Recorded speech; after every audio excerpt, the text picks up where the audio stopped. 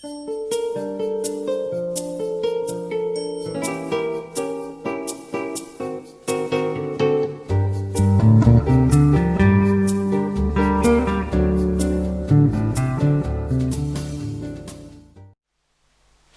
voici l'analyse du thème de la pleine lune qui aura lieu le 30 novembre à 9h32, heure Greenwich bien évidemment, hein, méridien 0.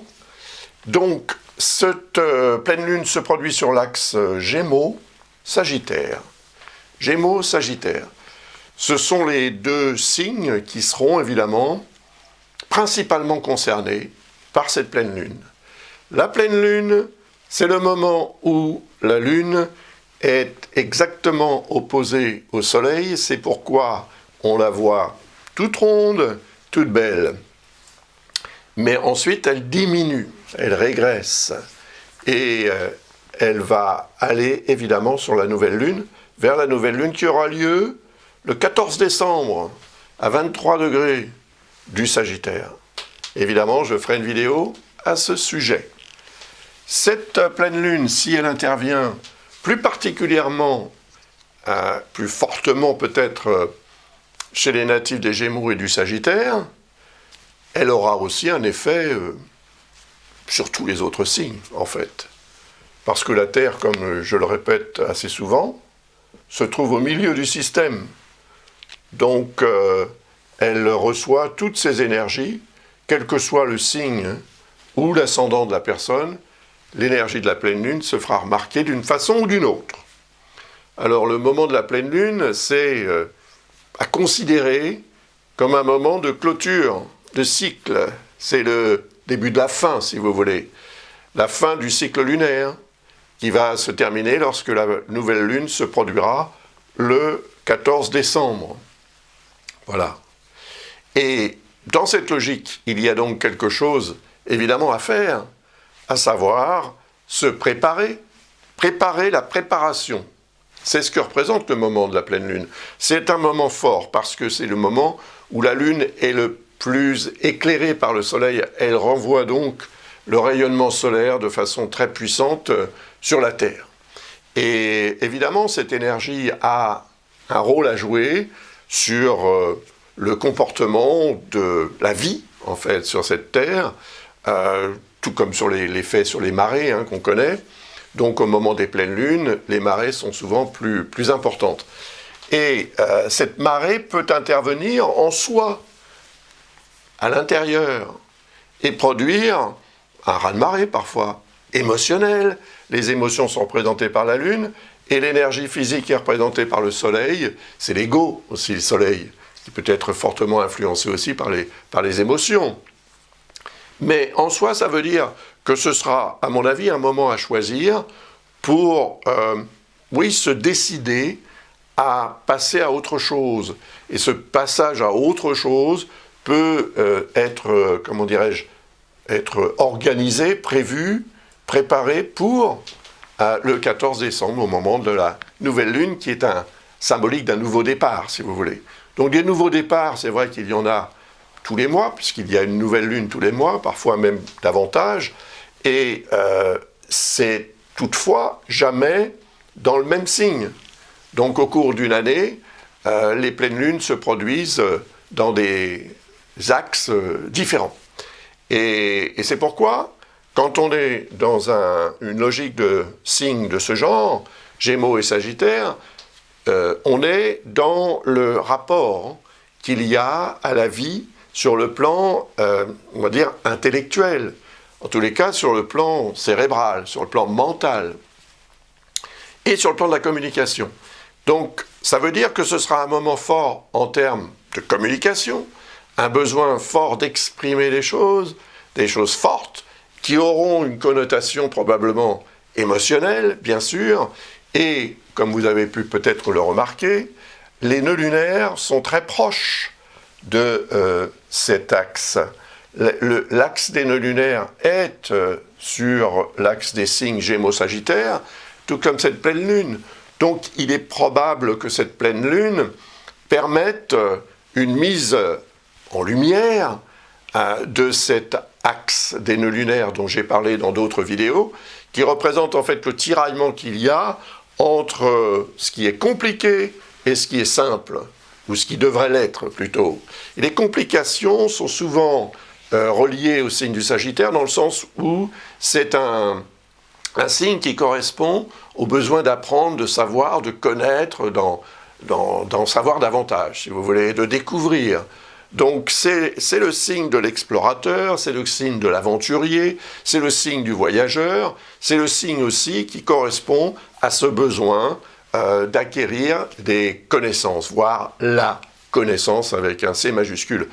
Et en face, on a le signe des Gémeaux, qui est beaucoup plus simple, hein, qui vit sa vie au quotidien, au jour le jour, et qui ne fait pas nécessairement de projet à aussi long terme, mais qui reste quand même relié au signe du Sagittaire, puisque c'est son opposé.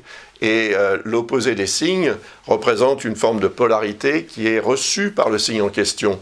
Ça veut dire que dans tout Gémeaux, il y a un Sagittaire qui sommeille, donc une certaine soif de connaissance, même si elle n'est pas aussi approfondie que pour le Sagittaire lui-même.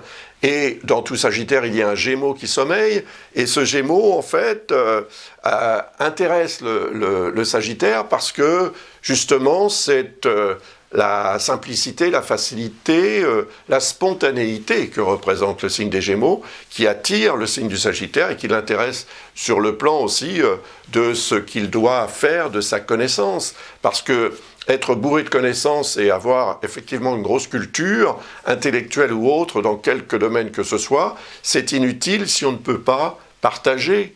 Et on doit le faire de façon simplifiée, pour que tout le monde puisse comprendre.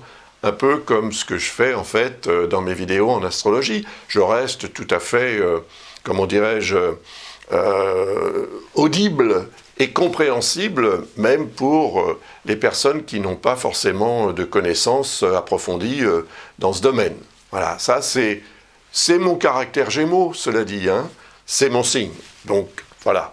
Et c'est vrai, ce besoin de simplifier, voire, comme on dit aussi, de vulgariser, encore que ce terme est un petit peu peut-être péjoratif, le fait est que ça permet à tout le monde d'être compris. Et je pense qu'il y a un travail à faire dans ce domaine pour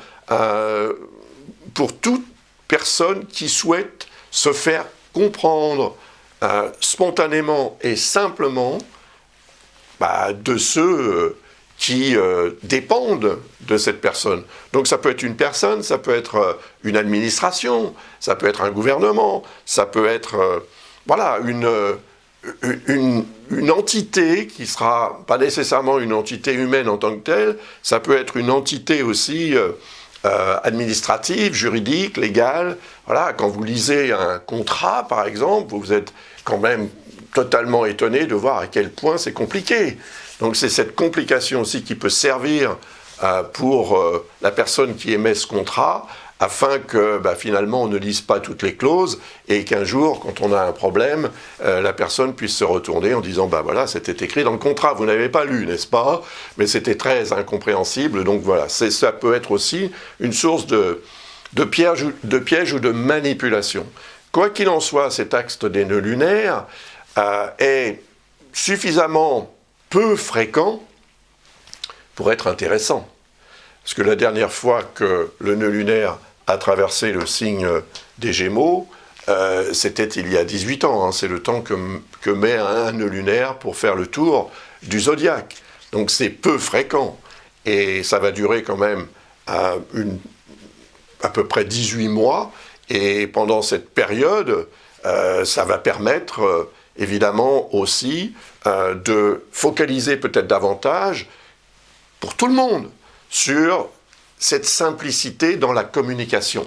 C'est, à mon avis, le message aussi de cette pleine lune, c'est de mettre en lumière, c'est une lumière solaire pour le nœud sud, donc il met en lumière, ce soleil, il met en lumière les complications, et la lune, avec sa plus pâle lumière quand même que celle du soleil, éclaire le nœud nord qui réclame en fait cette simplification, soit des règles, soit des lois, soit de tout ce que l'on souhaite comprendre. en fait, comprendre une fois pour toutes et appliquer une fois pour toutes de façon la plus simple et la plus efficace possible, parce que la simplicité est souvent très efficace. Voilà, pour la petite histoire en ce qui concerne donc ces nœuds lunaires et cette pleine lune. Vous voyez que cet axe ici, il est soumis à l'influence de Neptune. Vous avez là ce qu'on appelle deux quadratures. Ce sont des angles de 90 degrés environ qui séparent les éléments autour du thème. On considère en astrologie que ces relations ne sont pas particulièrement, harmonieuses. Donc il y a une forme de dissonance, c'est une interférence en fait. Et là, on est, comme je viens de l'expliquer, dans cet axe des nœuds et de ces deux signes qui sont impliqués dans le phénomène de pleine lune, il y a cette complication à gérer pour éventuellement arriver à une simplification qui sera beaucoup mieux comprise. Alors ça s'applique évidemment pour vous, mais ça s'applique pour tout le monde. Et on a Neptune qui joue l'arbitre, puisqu'il est au pendant de cette opposition. Il est entre les deux, vous voyez. Il est, comme on dit aussi en astrologie, au mi-point. Alors c'est pas tout à fait, il y a une dizaine de degrés d'orbe. C'est vrai que c'est beaucoup, mais il n'empêche que Neptune est dans son signe, donc il est puissant, dans le signe des poissons, et pour cette raison, on peut élargir un petit peu cette notion de quadrature qui arrive là à près de 100 degrés dans ce sens, et ici plutôt à 80 degrés. Donc c'est vrai c'est une quadrature un peu plus faible.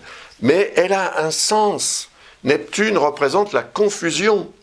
Et c'est de cette confusion que doivent émaner, en fait, les explications plus claires et plus simples qui vont faire la lumière sur ce que l'on ne comprend pas, de manière à pouvoir finalement réussir à comprendre et ensuite appliquer éventuellement, en tous les cas, suivre un processus qui sera pour tout le monde tout à fait audible et tout à fait compréhensible.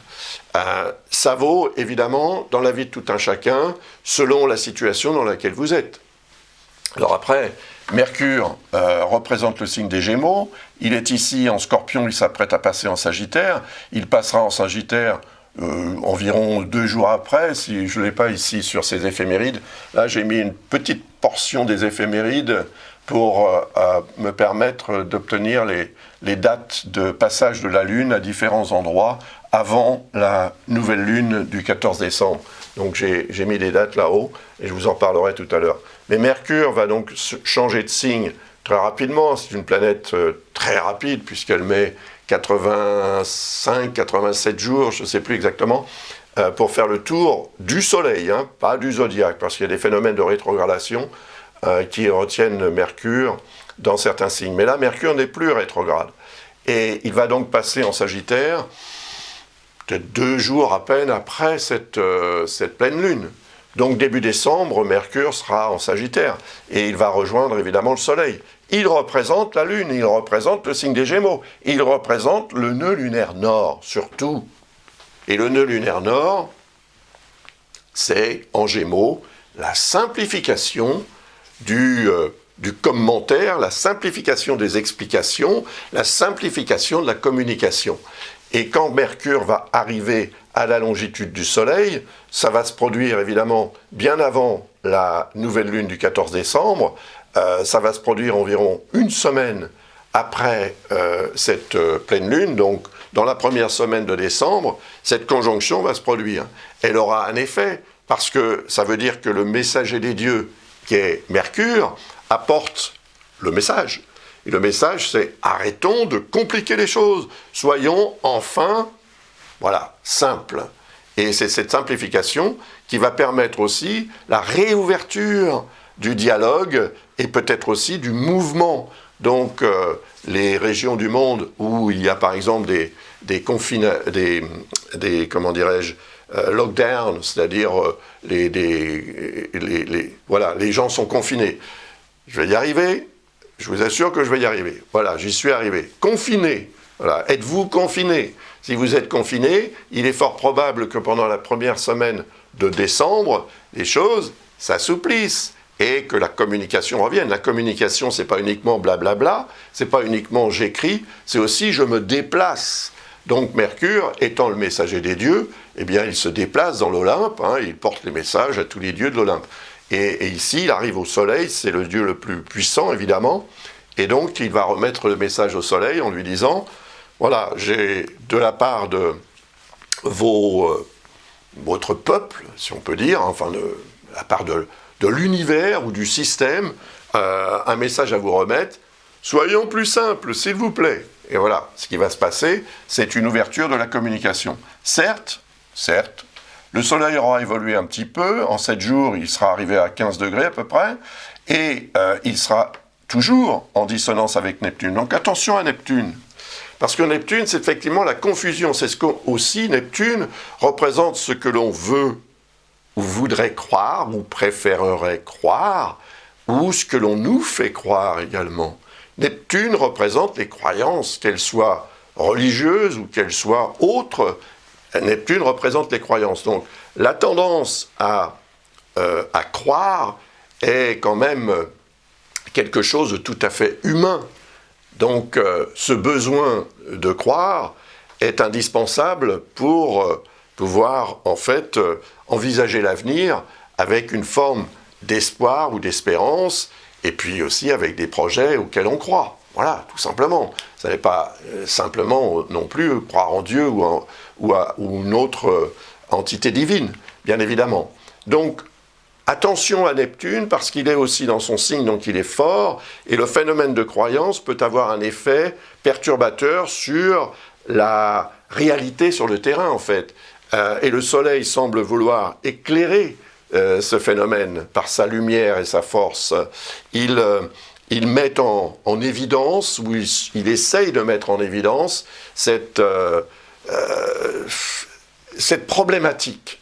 C'est celle en fait, d'être manipulé par ses propres convictions ou ses propres croyances et de fonctionner par rapport à ces mêmes croyances et convictions sans garantie qu'elles soient véritablement calées ou basées sur des réalités qui vont se manifester de façon tout à fait rationnelle et intéressante et agréable et constructive sur le terrain.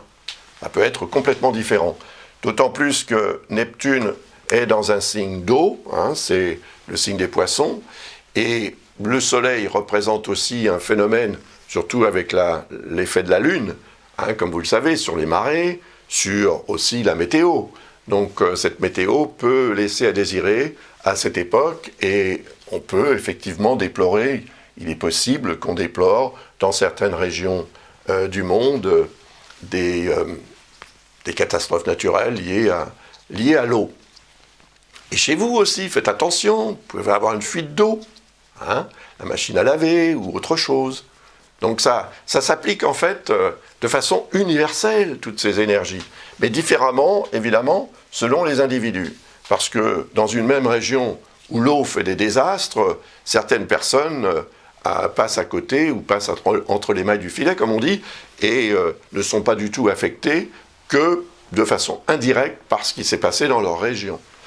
Et là, on a une opposition avec Vesta. Donc automatiquement, ça veut dire aussi que Vesta est en dissonance avec le Soleil et la Lune. Vous voyez ici, donc, ça crée ce qu'on appelle un carré en croix. Voilà, la croix est au centre, comme ça, il y en a même une autre ici, mais elle dépasse les côtés du carré, je veux dire. Donc, ces deux-là impliquent les angles. Et ça, c'est très important. Vesta représente la notion d'harmonie et d'équilibre dont on a besoin, qu'on recherche, bien sûr. Et on a l'impression qu'à cause de ces configurations, cette harmonie, cet équilibre est remis en question. Il est moins facile à gérer. Il semble devenir aussi une source de complications. D'autant plus qu'il est dans le signe de la Vierge, qui est le signe de Chiron, dans la façon dont j'interprète l'astrologie, et Chiron représente la santé.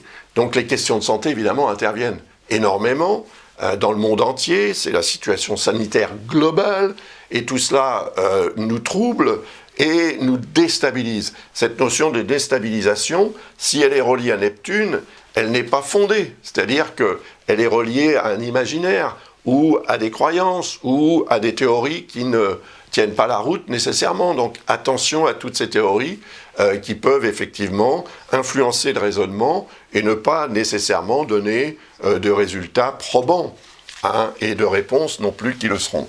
Donc ce carré ici en croix, heureusement il ne va pas durer longtemps puisque la Lune va s'éloigner de sa position très rapidement, puisque vous avez ici la Lune à presque 9 degrés. Il lui reste donc 21 degrés à parcourir pour passer dans le signe du Cancer, et 21 degrés pour la Lune, ça correspond à peu près à 42 heures. Hein.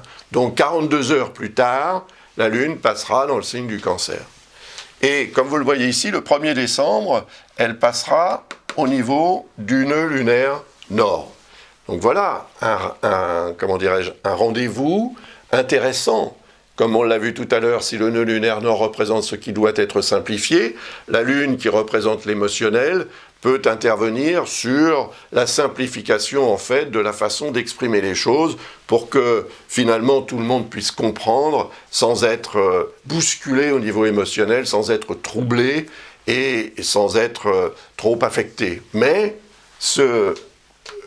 l'influence de Neptune, qui elle est beaucoup plus fortement reliée au nœud lunaire, puisque vous avez Neptune à 18 degrés, le nœud lunaire à 19 ou 20.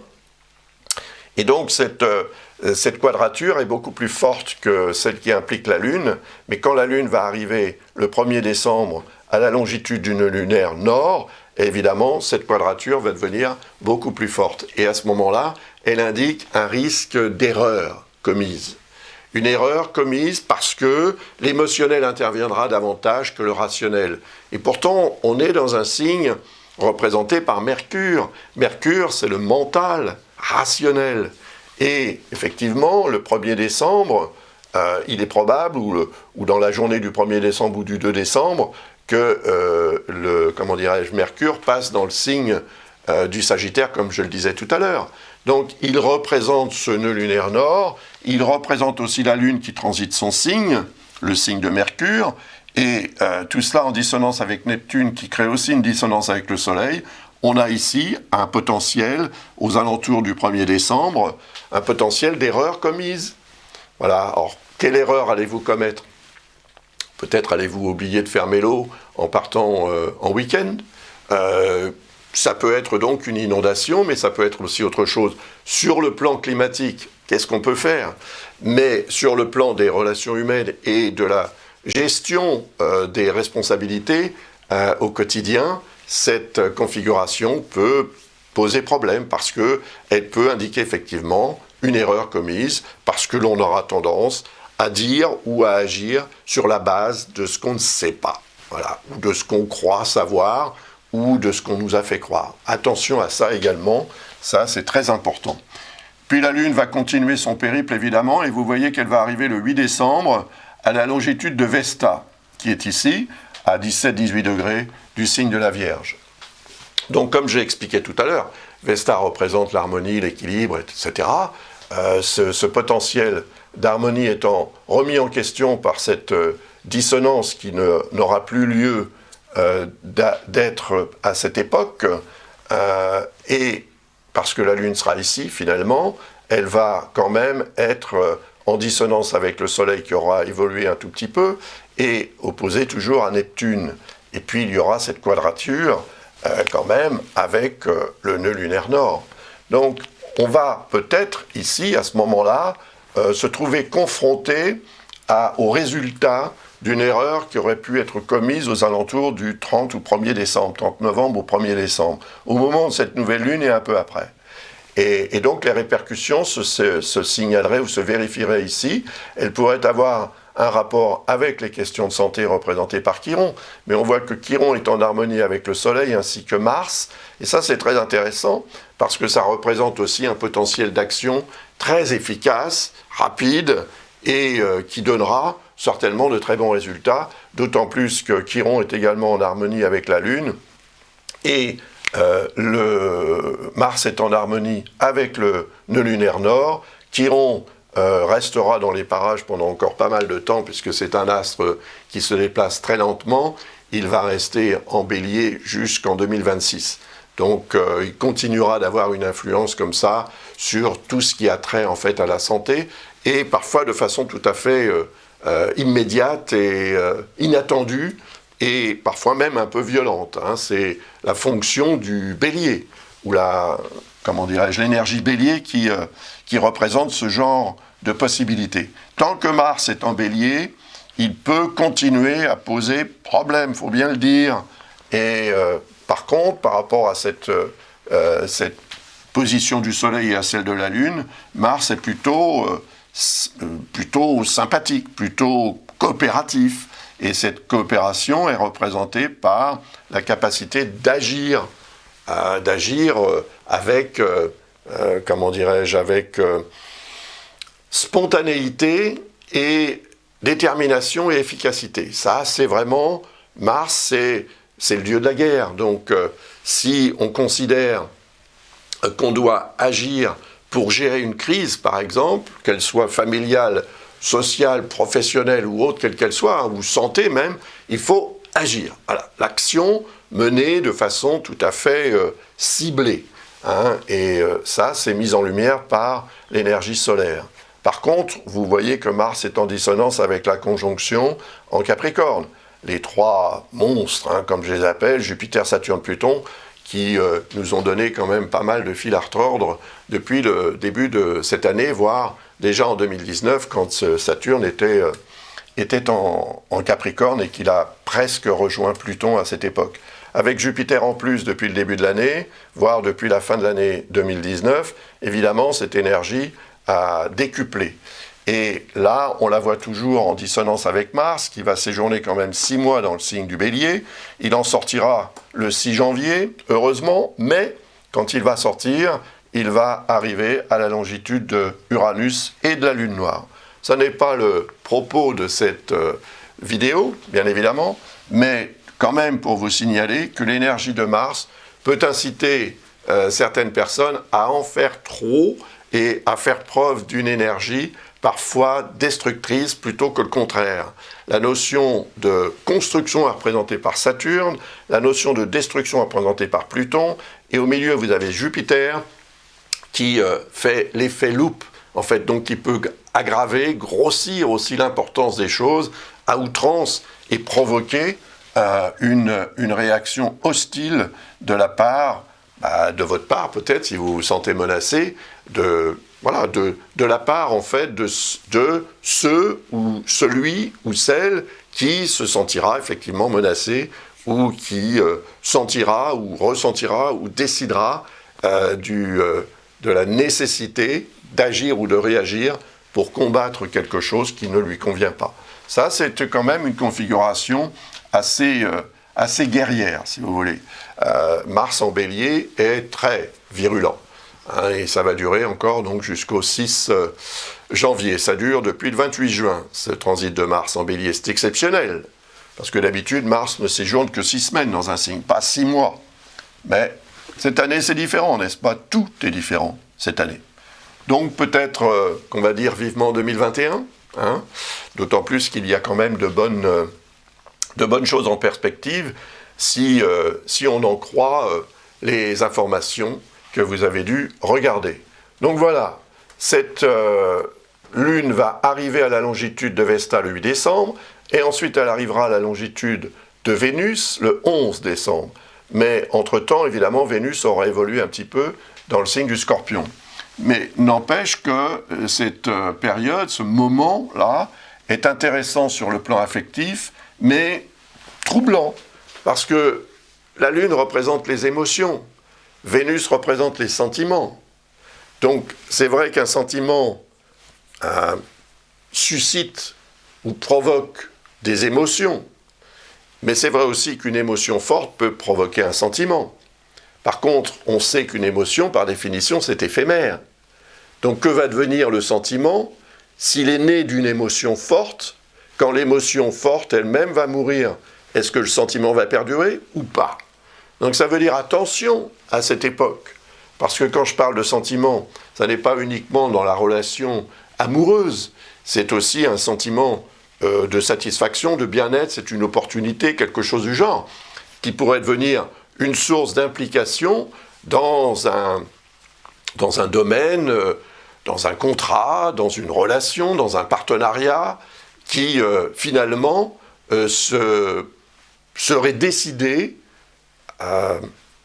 sur la base d'une émotion forte. Voilà, on y croit, c'est formidable, on va le faire, ça va être génial. Et finalement, quelques heures ou quelques jours plus tard, eh bien, on se met à se demander si on a eu raison ou si on a eu tort. Donc attention de ne pas vous engager officiellement, par contrat par exemple, si d'aventure vous vous sentez véritablement motivé par un engagement sur la base de quelque chose d'a priori formidable, en apparence tout au moins. Parce qu'il y a cette opposition avec Uranus et la Lune noire. La Lune noire, c'est la zone d'ombre, ce qu'on ne sait pas, ou ce qu'on ne veut pas savoir, ce qu'on ne veut pas voir, etc. Parce que ça nous dérange, si vous voulez. Surtout quand l'émotionnel intervient avec l'affectif, là, on peut avoir tendance à créer, je dirais, quelque chose de tout à fait idéal dans la tête, dans le cœur, dans l'esprit. Mais Uranus montre que le changement qui pourrait découler de cette configuration et des décisions qui en émaneraient serait une source aussi à terme de déstabilisation, voire de désorganisation. Donc, attention aussi à cette époque. Et puis la Lune va arriver à la longitude de Mercure, qui lui sera dans le signe du Sagittaire, bien sûr, mais par rapport à ce thème, ça peut avoir un sens. Et là, Mercure étant en harmonie avec Saturne, et on peut dire aussi avec cette conjonction dans son intégralité, eh bien, Mercure peut, grâce à l'apport de la Lune, permettre à l'émotionnel de déclencher une mécanique de communication qui sera utile pour gérer une crise, c'est-à-dire pour gérer cette notion de destruction en vue d'une reconstruction beaucoup plus intéressante, parce que Jupiter représente quand même l'évolution, l'amélioration et la réussite. Donc elle est possible.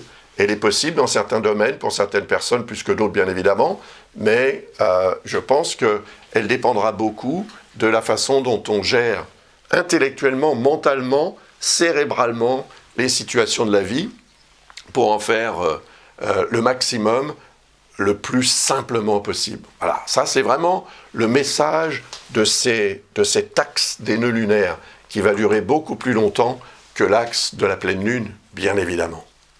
Voilà, j'ai terminé. Je vous remercie de votre attention et de votre intérêt pour mon travail ainsi que de votre confiance renouvelée. Je vous souhaite une très belle pleine lune en espérant que le ciel soit dégagé pour que vous puissiez peut-être la prendre en photo. Envoyez-moi, ça me fera plaisir. Je vous remercie encore. À bientôt. Au revoir. Prenez soin de vous.